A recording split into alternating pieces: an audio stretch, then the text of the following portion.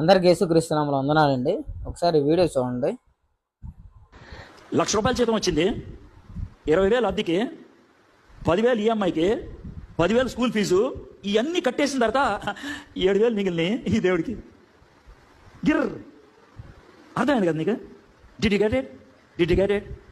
నువ్వు ఇచ్చే అదే 7,000 ₹1,00,000 రాగానే ఈ 7,000 దేవునికి అని మిగిలిన ఖర్చు పెడితే కనుక అది గిర్ సౌండ్ రాదు. Do you get it? You understand it? Giving God the priority, దేవుడికి మొట్టమొదటి స్థానం ఇవ్వటం.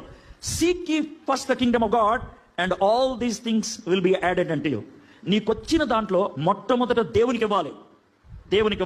నేర్పించాలి. మనం పిల్లలకి నేర్పించాలా, మనం నేర్చుకోవాలా.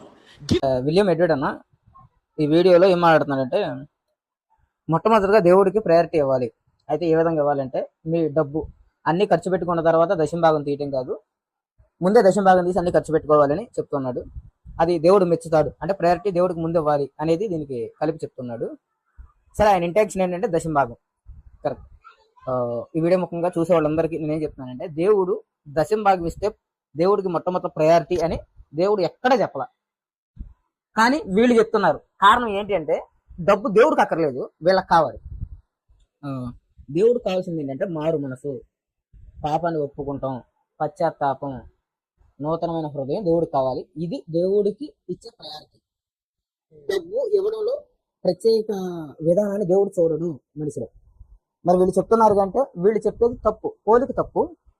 అయితే డబ్బు ఇవ్వకూడదంటే ఇవ్వచ్చు, కానీ దేవుడు ప్రేరేపించినంత ఇవ్వచ్చు. దశంభాగం దాన్ని ముడేయకూడదు. విలియం ఎడ్వర్డ్ గారికి ఉన్నంత అనుభవం నీకు లేదు అంటే సారీ.